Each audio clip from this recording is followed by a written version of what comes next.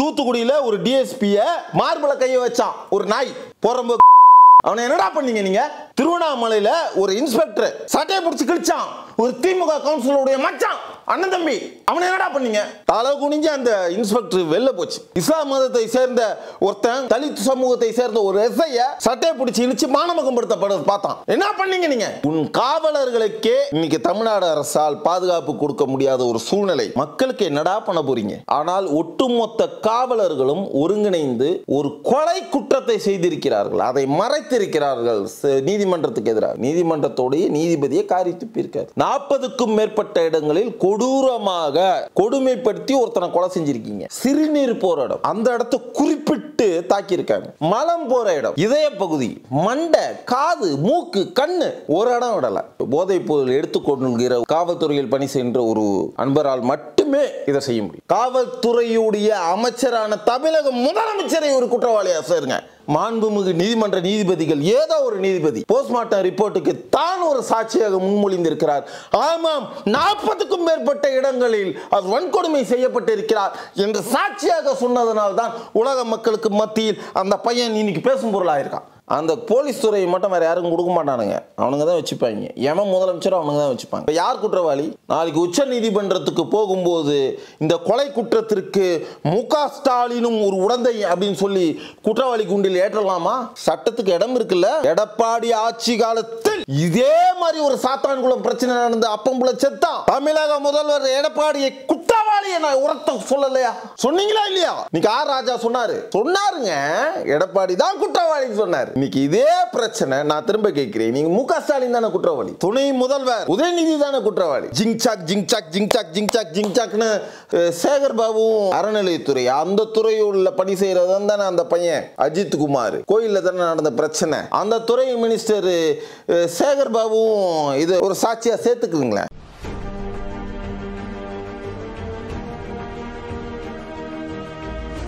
வணக்கம், நான் உங்கள் ஆகாஷ் சுதாகர். மேட்பாக்ஸ் சேனல் மூலியமாக உலக மக்களை சந்திப்பதில் நான் பெருமை கொள்கிறேன். சமீபத்தில் திருப்புவனம், சிவகங்கை மாவட்டத்தை சேர்ந்த திருப்புவனம் பகுதியை சேர்ந்த அஜித் குமார் மரணம் நிகழ்வு அப்படிங்கிறது மிகப்பெரிய ஒரு பேசும் பொருளாக பேசப்படுகிறது உலக தமிழ் மக்களிடையே. இந்த பையனுடைய மரணம் ஒரு சாதாரண ஒரு கோயிலில் ஒரு செக்யூரிட்டியாக, ஏதோ ஒரு பார்க்கிங்கில் செக்யூரிட்டியாக இருந்த பையன் தலைமைச் செயலகத்துடைய அதிகாரியுடைய மனைவி, தமிழ்நாடு அரசு தலைமைச் செயலகத்தில் பணிபுரிகின்ற ஒரு அதிகாரியுடைய மனைவியானவள், அவங்க அம்மாவும் அவளும் பார்த்தீங்கன்னா வராங்க. ஏதோ ஒரு நிகழ்வுக்கு தள்ளுவண்டியை வீல் சேரை எடுத்துகிட்டு வர சொல்கிறாங்க. போகிறாங்க. ஐயா, கார் பார்க்கிங்கில் இந்த வண்டியை கொஞ்சம் ஓரம் கட்டி நிப்பாட்டுங்கன்றாங்க. இந்த செக்யூரிட்டிக்கு வண்டி ஓட்ட தெரியாது. தன்னுடைய நண்பரை அழைத்து காரை எடுத்துகிட்டு போய் பார்க் பண்ண வைக்கிறாரு. இவ்வளோ பிரச்சனைக்கு பிறகு என்னுடைய 10 பவுன் நகை காணும், அதனால் இவன் மீது நான் புகார் செய்கிறேன். இது என்னன்னு கேட்டிங்கன்னா, ரைட்டிங் கம்ப்ளைண்ட்டோ ஆன்லைன் கம்ப்ளைண்ட்டோ எதுவுமே கிடையாது. ஓரல் கம்ப்ளைண்ட், வாய்மொழி புகார். இந்த வாய்மொழி புகாருக்கு அடிப்படையாக டிஎஸ்பி தனி டீமை அமைத்து சிவகங்கை மாவட்டத்தை சேர்ந்த திருப்புவனம் பகுதியை சேர்ந்த அந்த டிஎஸ்பி தனி டீமை அமைத்து அந்த செக்யூரிட்டி மாதம், அந்த செக்யூரிட்டி எவ்வளோ சார் சம்பளம் வாங்குவான்? ஒரு 10,000, 15,000, 20,000, சத்தியமாக 20,000 ரூபாய்க்கு மேலே அவன் சம்பளம் வாங்க வாய்ப்பே கிடையாது. அந்த காவலாளியை ஒரு குற்றவாளியாக பாவித்து அவனை அழைச்சிக்கிட்டு போய் அவ்வளோ எந்த அளவுக்கு கீழ்த்தரமாக கொடுமைப்படுத்தணுமோ, சாதாரண மனுஷன்லாம் அவனை கொடுமைப்படுத்தலாம் முடியாது. இவங்களுக்கு ப்ரெஷர் கொடுத்துறதா, அதனால் இங்கே லோக்கல் டிஎஸ்பி எனக்கு ப்ரெஷர் கொடுத்துட்டாங்க. அந்த அடிப்படையில் அந்த செக்யூரிட்டி அந்த பையனை போட்டு அவ்வளோ டார்ச்சர். நீதிபதி சொல்றார், 40க்கும் மேற்பட்ட உடல் உறுப்புகளில். பாவம் சார், வெளியில் சொல்ல முடியல, அசிங்கமாக இருக்குது, கேவலமாக இருக்குது. சிறுநீர் போகிற இடம், அந்த இடத்த குறிப்பிட்டு தாக்கியிருக்காங்க. மலம் போகிற இடம், இதய பகுதி, மண்டை, காது, மூக்கு, கண்ணு, ஒரு இடம் விடலை. இயல்பாக இருக்கிற மனுஷனால் அந்த அளவுக்கு கொடுமையாக தாக்க முடியுமா சொல்லுங்கள்? ஒரு தடை செய்யப்பட்ட போதைப் பொருள் எடுத்துக்கொள்கிற ஒரு காவலாளியால் காவல்துறையில் பணி செய்கின்ற ஒரு அன்பரால் மட்டுமே இதை செய்ய முடியும். தப்பு இல்லையா? இன்றைக்கி தமிழக முதல்வர் தளபதி சாகிற வரைக்கும் அந்த ஆள் தளபதி தான். அந்த ஆள் தலையெழுத்து, அந்த ஆள் இதில் தானே நம்ம காவல்துறையே இருக்குது. அவர் தானே காவல்துறை மினிஸ்டர். அந்த மனுஷன் என்ன சொல்லியிருக்காப்புல, செத்துப்போன பையனுடைய தம்பிக்கு அரசாங்க உத்தியோகம் தரேன். தவறு இல்லையா? கொஞ்சம் பேக் பின்னாடி யோசிங்க. எடப்பாடி ஆட்சி காலத்தில் இதே மாதிரி ஒரு சாத்தான்குளம் பிரச்சனை நடந்து அப்பம்புல செத்தான். தமிழக முதல்வர் எடப்பாடியை குற்றவாளியை நான் உரத்த சொல்லலையா? சொன்னீங்களா இல்லையா? இன்னைக்கு ஆர் ராஜா சொன்னாருங்க, எடப்பாடி தான் குற்றவாளின்னு சொன்னார். இன்னைக்கு இதே பிரச்சனை நான் திரும்ப கேட்கிறேன், நீங்க மு க ஸ்டாலின் தானே குற்றவாளி? துணை முதல்வர் என் அன்பு தம்பி உதயநிதி தானே குற்றவாளி? என் தம்பி குற்றவாளின்னு ஒத்துக்கலாமா? ஏன் உதயநிதி, உங்க அப்பாவுக்கு தான் வயசாயிடுச்சு, பேச முடியல, நடக்க முடியல, அவர் டம்மி பீஸியாக உட்கார வச்சிருக்கிறீங்க, ஓகேங்களா? ஓ ஜிங்சாக்னு சாமான் போடுறவன் அவன் பேர் என்ன? நாய்சேகரி. அந்த துறை தானே அறநிலையத்துறை. அந்த துறையுள்ள பணி செய்கிறதான் தானே அந்த பையன் அஜித் குமார். கோயிலில் தானே நடந்த பிரச்சனை. அந்த துறை மினிஸ்டர் சேகர் பாபுவும் இந்த கேஸில் ஒரு சாட்சியாக சேர்த்துக்குங்களேன். நீதிபதி அவர்களை தயவு செஞ்சு சேர்த்துங்க. சேகர் பாபுவும் ஒரு குற்றவாளி தான். சேகர் பாபு அமைச்சரவையில் இருக்கின்ற ஒரு அறநிலைத்துறையில் இருக்கின்ற ஒரு ஊழியரை, தலைமை செயலகத்தில் பணிபுரிகிற ஏதோ ஒரு ஊழியர் தன்னுடைய அதிகார பலத்தால் அவரை கொன்றிருக்கிறார் அப்படி என்றால் அதனின் உச்சபட்ச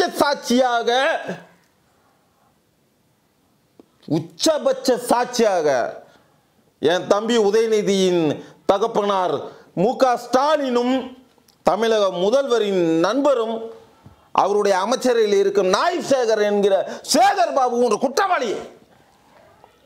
இதை எடுத்துக்க முடியுமா? காவல்துறை எடுத்துப்பீங்களா? இன்னைக்கு டிஜிபி இருக்கிற அதிகாரி ஏற்றுப்பீங்களா? சிவகங்கை எஸ்பி இன்னைக்கு சஸ்பெண்ட் பண்ணியிருக்காங்க. யாரோ XYZ அந்த பகுதியில் உள்ள டிஐஜி ஏற்றுப்பீங்களா? சார், ஒரு 5 காவலர்களை நீங்கள் கைது செய்திருக்கிறீர்கள். அதில் 2 பேர் லோக்கல், மீதி 2-3 பேர் பக்கத்து பகுதியை சேர்ந்த காவலர்கள். கேட்டால் சிறப்பு படை. என்ன சிறப்பு படை?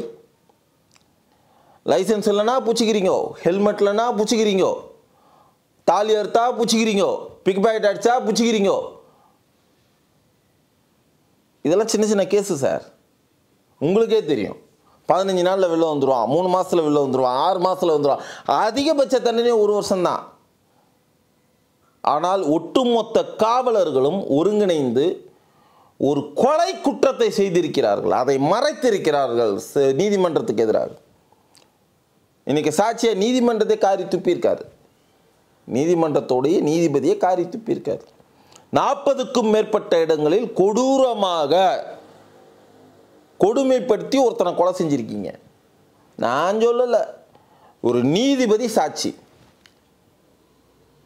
அப்ப கொலை குற்றவாளிகள் யாரு? தமிழ்நாடு அரசு காவல்துறை சேர்ந்த காவலர்கள். அப்ப அந்த காவல்துறை மினிஸ்டர் யாரு?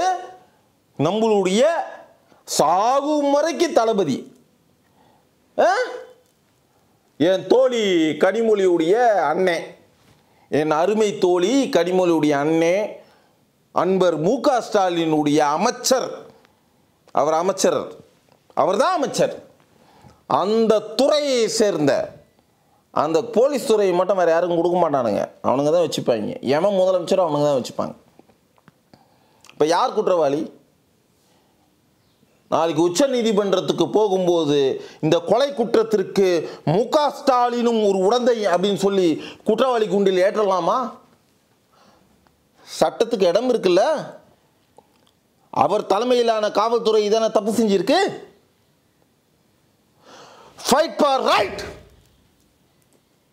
எங்க ஐயா டிராபிக் ராமசாமி சொல்லி கொடுத்த விஷயம். Fight for right. காவல்துறை இன்னைக்கு ஆளுங்கட்சியில் கண்ட்ரோல்ல இருந்தா என்ன வேணா செய்வீங்களா? என்ன வேணா செய்வீங்களா சார்? தூத்துக்குடியில ஒரு டிஎஸ்பிய மார்பல கைய வச்சான் ஒரு நாய் போறம்போக்கு. அவனை என்னடா பண்ணீங்க நீங்க? திருவண்ணாமலையில ஒரு இன்ஸ்பெக்டரை சட்டையை பிடிச்சி கிழிச்சான் ஒரு திமுக கவுன்சிலருடைய மச்சான் அண்ணன் தம்பி.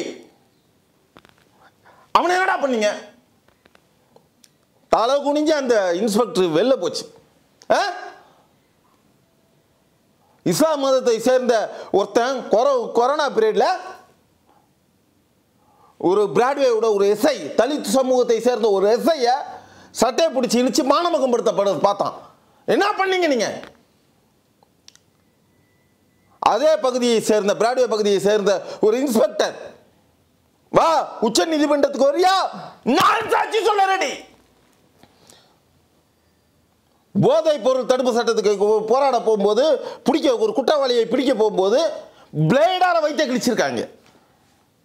இன்னைக்கு வரைக்கும் குற்றவாளியை பிடிக்கவில்லை. அந்த இன்ஸ்பெக்டர் வைத்த தூக்கி என்கிட்ட காமிச்சாங்க. சார் 12 இடத்துல தையல் சார். என்னோட உயர் அதிகாரிகள் எனக்கு எதுவுமே செய்யல. பௌத்தரிச்சல்ங்க, வேதனைங்க. உன் காவலர்களுக்கே இன்னைக்கு தமிழ்நாடு அரசால் பாதுகாப்பு கொடுக்க முடியாத ஒரு சூழ்நிலை. மக்களுக்கு என்னடா பண்ண போறீங்க சொல்லுங்க? சாத்தான்குளம் மேட்ருக்கும் உங்களுக்குடைய பிரச்சனைக்கும் என்னடா? ரெண்டும் ஒண்ணுதான், ரெண்டு மைதானங்களும் ஒண்ணுதான். எடப்பாடி ஆட்சியிலும் இதே தவறு தான் நடந்தது. இன்னைக்கு மு.க. ஸ்டாலின் ஆட்சியிலும் இதே தான் நடந்தது. யார் குற்றவாளி? யார் குற்றவாளி? ஒரு நகை காணாம போச்சு, செக்யூரிட்டி அவனுக்கு வண்டி ஓட்டவா தெரியும்? வண்டி ஓட்ட தெரியுமா? அவனுக்கு வண்டி ஓட்ட தெரியாதுன்னு இருக்கான். அவனுடைய நண்பர் யாரோ வண்டி ஓட்டி இருக்கான். அவனை விசாரிக்கல, அவனை பண்ணல.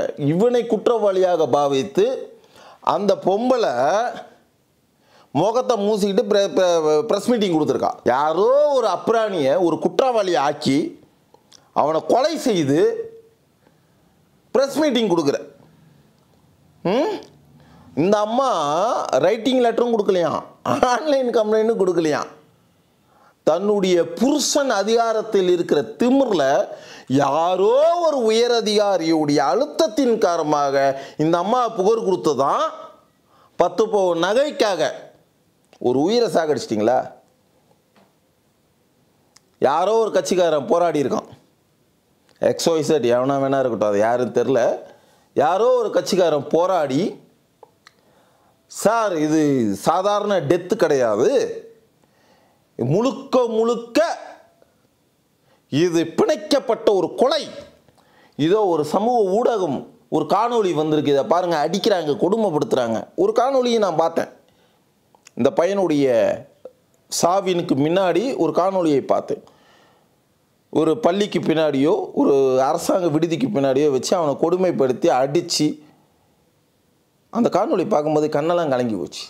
நம்ம அண்ணன் தம்பி நம்ம பிள்ளையா இருந்தா எப்படியா இருக்கும்?